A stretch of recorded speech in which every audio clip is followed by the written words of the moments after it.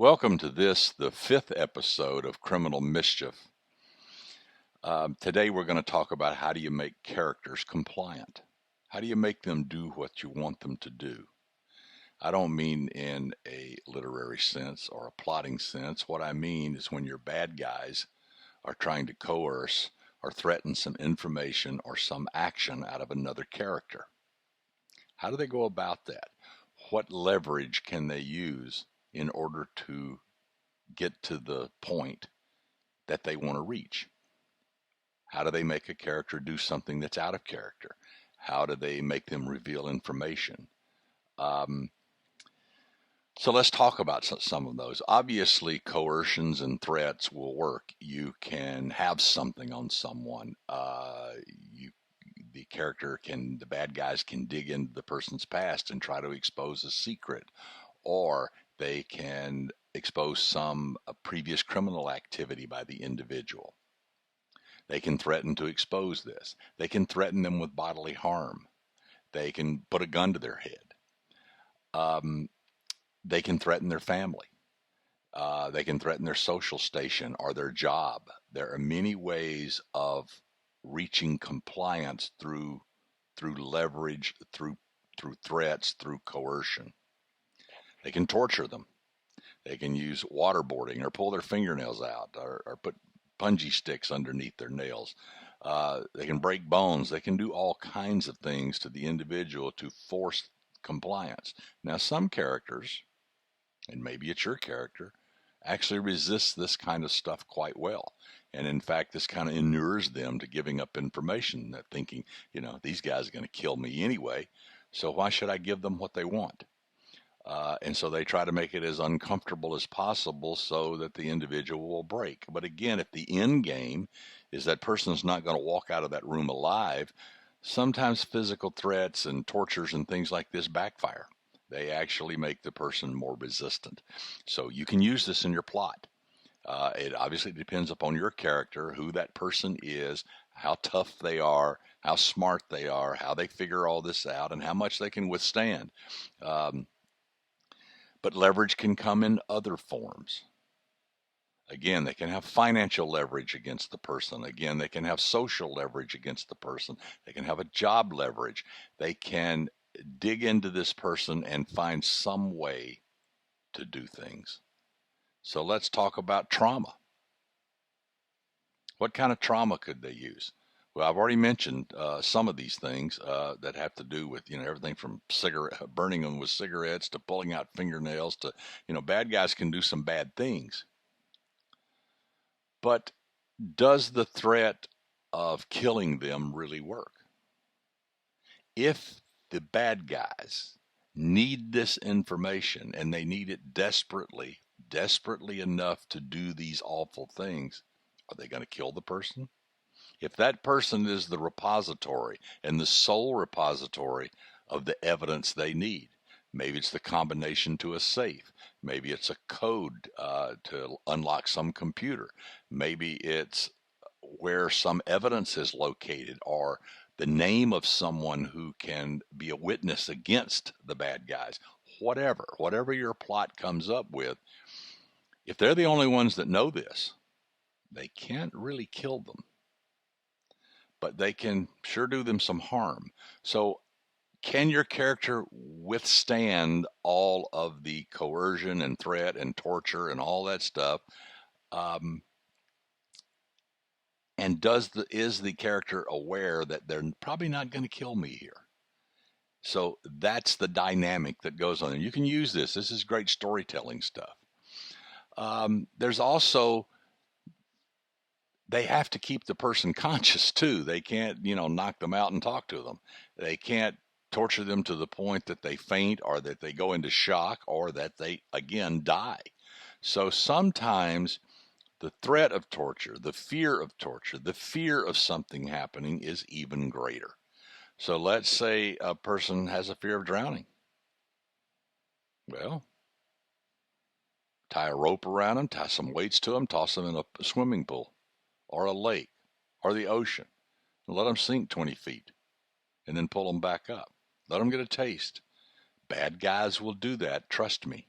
And will this overcome their resistance? Is this fear within them so great, the fear of drowning, is it so great that they say, I'm sorry, I can't handle this, even though I know they're going to kill me. Maybe they will do it in a more humane way, like shoot me in the head, something that's quicker and less painful and less frightening and less personal to me. Same thing can be said about fire or about sharks or about, a lot of things. So trauma, threat, leverage of that kind sometimes works, sometimes it doesn't. One of the famous things that people use, both in real life and in fiction, are various drugs.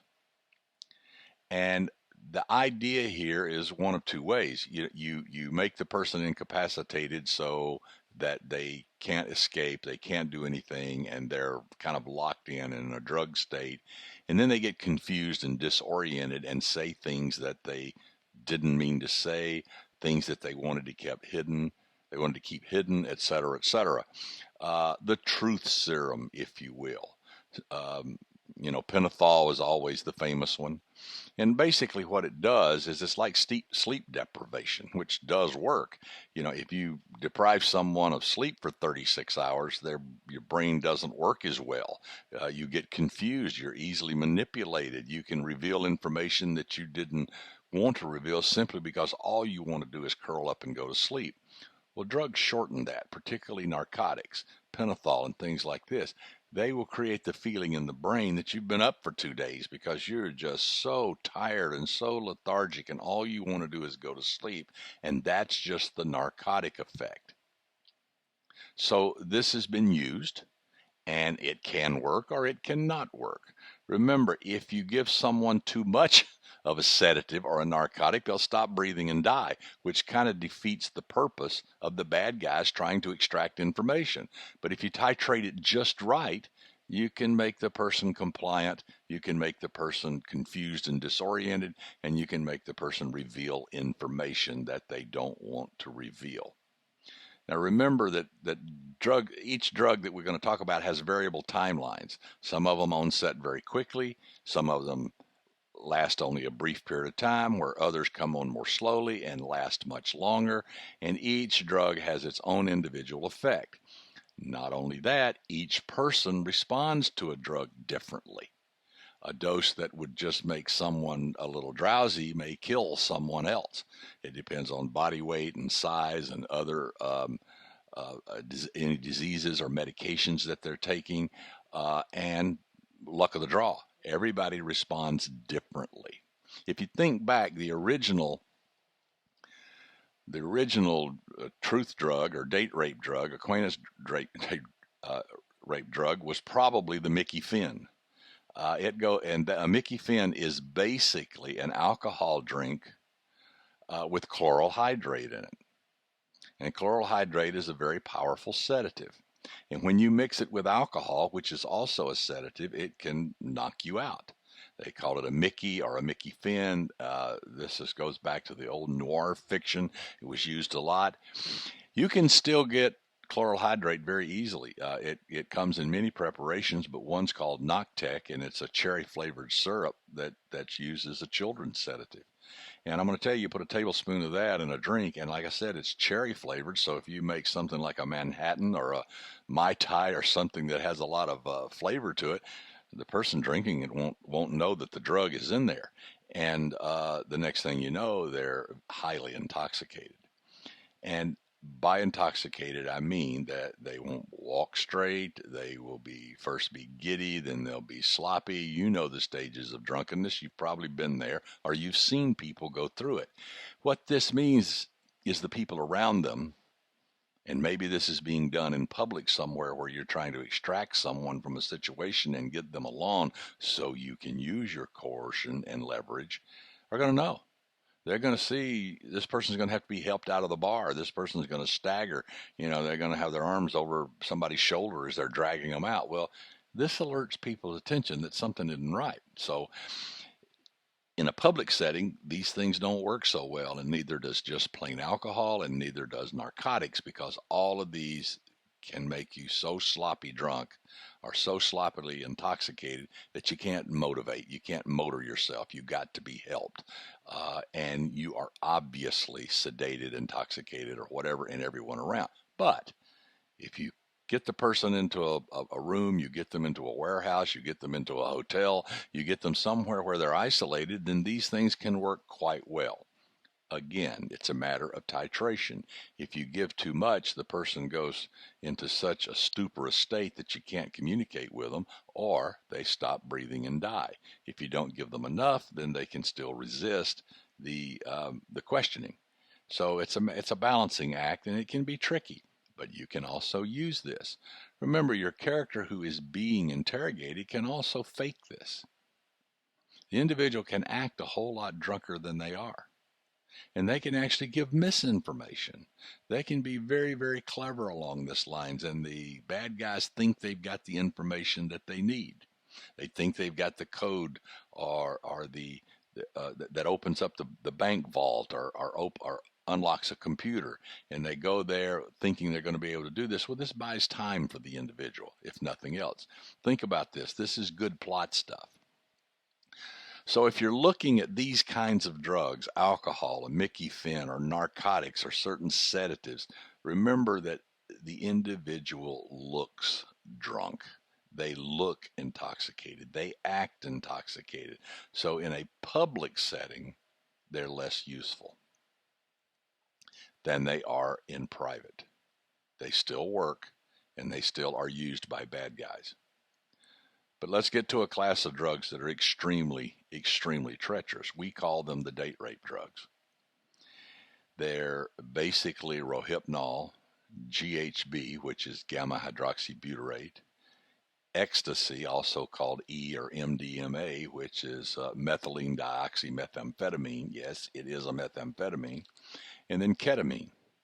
And let's talk about some of those and what they do. In general, what makes these drugs so treacherous is that the individual can be under the influence of these drugs and yet appear normal. What the drugs do is this class causes a dissociation between reality and what's going on inside the person's head. The person becomes very suggestible. They can say, well, let's go here, let's do that. Why don't you do that? And sure, why not? Because their super ego, their filters, their social filters seem to be dampened with these drugs, and so consequently they are extremely compliant. They will walk out of the bar with a stranger. They will do all kinds of things. The other thing is that it erases memory. It's as if the movie stops when the drug takes effect, and nothing is recorded on the brain's hard drive until the effect of the drug wears off. And these can come and go quite suddenly. Just bang, nothing. And then suddenly, wow, I'm back to earth. And the person is not sedated. They don't have slurred speech. They don't walk funny. I mean, they can be, especially with ketamine, they can be dosed to the level that they can become poorly coordinated and not able to speak clearly and look somewhat intoxicated. But mostly, if they have an effect like that, it's a little bit of giddiness, as if they've had a couple of drinks. So this is why, when you're in a bar situation and you're with some friends, and someone slips the character GHB, say, or Rohypnol in a drink, and this is why you don't accept drinks from strangers, and you don't get in cars with strangers. The person drinks it, and their friends around them just think that they're happy. They've had a couple of drinks. It's Friday night. They're having a good time, but they're none the worse for wear. They seem to be completely cognizant. They talk about things that happened yesterday. They talk about plans they're going to have tomorrow. Everything looks normal. Maybe a little, as I said, giddy and intoxicated and happy, but that's about it. So when the handsome stranger says, come on, we're going to walk down the street to another bar, and they walk out the door of that bar, their friends don't think much about it. Now, maybe more so now than they did in the past, but still, it's so subtle that people don't notice, hey, there's something really bad's going on here.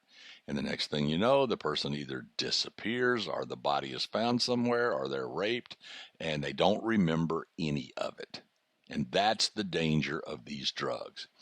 Now, Rohypnol was probably the prototype, and they've been called roofies and roaches and rope and Mexican Valium and a bunch of other names. They're basically a benzodiazepine type drug, which is in the same family with Valium and things like that that you know. And they were originally developed, Rohypnol was originally developed to treat insomnia. In other words, it was a sleeping pill. Now, at this time, it's not manufactured, it's not approved for use in the United States, but it's available. You can buy it off the street. You can go down to Mexico and buy it. You can get this stuff. It doesn't cost much, a few bucks a pill. Uh, you can get it. It also comes in a liquid, or you can crush the pills and dissolve it in a liquid, and then you can dump it into a drink. It doesn't have a taste really. It's tasteless. It's odorless. It doesn't have an odor. So the person doesn't know it's in the drink, and usually about 30 minutes after ingestion is when it starts taking effect, and it reaches its peak in 2 or 3 hours, and it will last from 8 to 12 hours. And during this time, the person might be, I said, a little sedated, a little euphoric, a little giddy, and all that, but not really impaired other than that. And rarely it can cause people to get aggressive and all that, but that's not the usual case. Ecstasy is very common. I mean, it goes by a lot of street names too. Of course, E and X and XTC and MDMA and Love and Atom. There's a bunch of names out there for it, and it's been around for a long, long time. And in fact, it was developed in 1914, so it's been around over 100 years. And it was originally an appetite suppressant. And maybe that's because it's it's in the amphetamine family, and that's like diet pills and all that. It will suppress your appetite, so it does have some speed-like effects, but it's supposed to like enhance your sensations, so things feel better, and you're more touchy-feely, and you have more empathy, and your mood is elevated, and you have more energy, and you feel good about things. But it also blocks memory formation. It also makes you compliant. And again, this drug is used in the date rape situation. It's also used in raves and dance parties and all this stuff because it makes people happy and love each other. So it's a drug that's out there. It's available. You can find it. GHB it's been called a lot of things too. It's also been called ecstasy.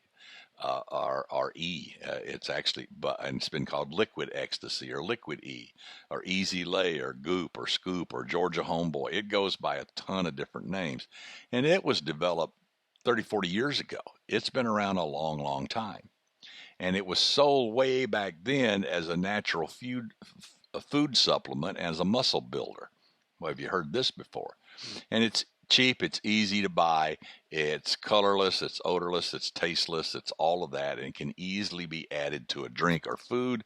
It takes effect in about 20 minutes or so, just like ecstasy, and it can last for several hours. And during that time, the person has a loss of inhibitions, they're highly suggestive, they're a little euphoric, they might be a little drowsy, but they're highly suggestible. And then everything that happens while under the influence of that drug is not recorded in the brain. So there are memory holes. You don't remember anything. Now, ketamine is also called K or Special K or Kit Kat or Bump or Purple. And this is really an odd drug. I remember back in medical school, it was first coming on the scene as a general anesthetic.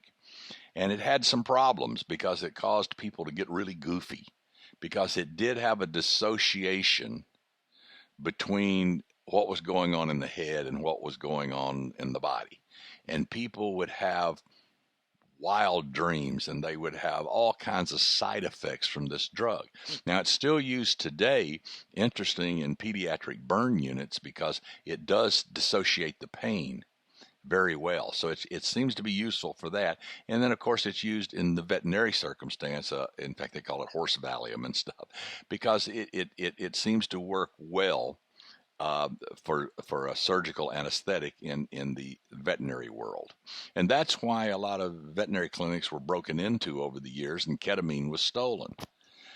And it's really an odd drug because, again, it's a general anesthetic. So that means that you can die from this. You can take enough of this that you quit breathing and die from asphyxia. And that happens.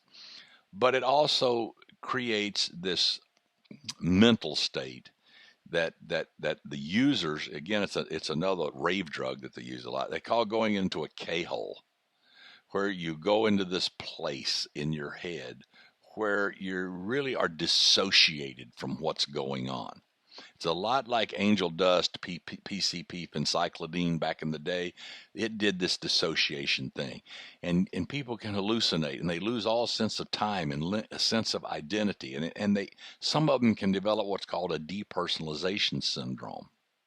And what happens in these syndromes is really odd, but it's like the person is up on the ceiling in the corner of the room looking down on what's going on, including themselves.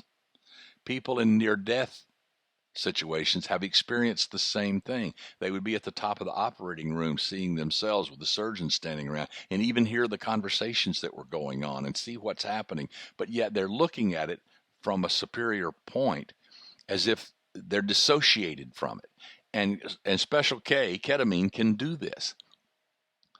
Well, these drugs are very effective for your bad guy to get someone out of a public situation and under their control. And in fact, there have been some very famous cases that have done exactly that. One of the most famous is the Andrew Luster case. And you may remember this one. Andrew Luster lived here in Southern California. He was the heir of the Max Factor fortune, or one of the heirs. Max Factor was a makeup artist in Hollywood, and of course made all kinds of makeup products. And it's a huge company, very wealthy. And Andrew was one of the heirs of that, so money wasn't a problem. He also was a good-looking guy. Women seemed to like him. And Andrew had an active social life. But lo and behold, one of the things Andrew liked to do was give GHB to girls and then take them home and have sex with them. Oh, and by the way, he videoed it. Now, he got away with this for quite some time. I know currently, with Bill Cosby, you're cognizant of these types of situations because it seems that Bill Cosby did similar things, and that's so sad. He's such an icon, but it is what it is. So Andrew Luster used these techniques, and he videoed them. Well, there were a few complaints, if I understand correctly how all this came about. He used a few complaints. He got a few complaints, the police did. They got enough to execute a search warrant. They go to Andrew's house. They find all these videos of him having sex with women, but none of the women were really resistant. They seemed to be participating. I mean, it wasn't like they were tied up or threatened or abused in any way. It was just sex. And the girls seemed to be part of the process. And so the police are thinking, well, wait a minute, how do we prosecute this? If something went on, how do we do this? Because we're not seeing someone being held down and forced. But the way I understand it, one of the investigators recognized one of the girls in the videos. And his take was this would be totally out of character for her. And so they go and talk to her, and she said, do you know Andrew Luster? I said, sure. Have you been to his place? Yeah. You ever had sex with him? No, he's not my type. I wouldn't do that. Then they showed her the video, and she absolutely freaked out. And that's when they knew something wasn't right. So they started identifying other girls, and they got a similar story. And to make a long story short, he was arrested. He was tried. He got something like 120 years. He was waiting to be sentenced. He was out on bail waiting to be sentenced. He took off to Mexico, and you may remember Dwayne Dog Chapman, the bounty hunter, Dog the bounty hunter, went down to, I think, Puerto Vallarta and brought him back. It was a big international thing about can you go to a foreign country and kidnap somebody? Regardless, Andrew Luster ended up in prison.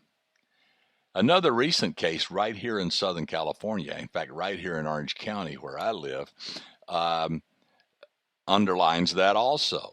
It's seen there's a case ongoing. It's not adjudicated by any stretch of the imagination, but a surgeon down here in Orange County named Grant Robichaux, he and his girlfriend were just recently arrested because they apparently have been using GHB and ecstasy and cocaine to entice young ladies out of bars, out of parties, wherever, and taking them back to his apartment where they would videotape their sexual encounters. Um, the details of this aren't out yet. As I said, it hasn't been adjudicated. It's in the process of being investigated now. But the information that's leaking out seems to say that there may be as many as 1,000 cases. And this couple, as I said, videoed it and had all these videos on their cell phones. So stupid is as stupid does. The bottom line is this. You may need to, in your story, have either the good guys or more likely the bad guys extract information from someone or get someone to do some certain action. And they can coerce them, they can threaten them, they can harm them, they can use social and financial and political and whatever leverage against them. They can use trauma, though trauma often leaves scars, trauma often leaves evidence, and trauma is self-limited and doesn't always work. Then they can use drugs. And remember that alcohol and sedatives and the Mickey Finn we talked about, narcotics, all of these things, the person is obviously intoxicated, so they don't work well in a public setting or in getting someone to go somewhere so that they can be detained and information extracted. And this is what makes the date rape drug group, Rohypnol, GHB, E, and ketamine, so dangerous, because the individual looks normal, but it acts as requested and remembers nothing. Now, I'll put up the show notes on all of this on my website and my blog, and there'll be a link to it here. And there's a great article on my website on these date rape drugs that goes into them in more detail, and some other links, and also to the two cases I mentioned, the Robichaux case and the Luster case. So I hope this helps you plot your stories. I hope it helps you get your good guys and your bad guys to get the information that they need. And I hope you learned something, because this is also a cautionary tale. So remember, this is a podcast that is solely owned by Authors on the Air, so any rebroadcast, as they say, must be through their permission. So I look forward to any comments you may have on this, and until next time, this is episode 5 of Criminal Mischief. I hope you enjoyed it, and I hope you learned something. See you next time.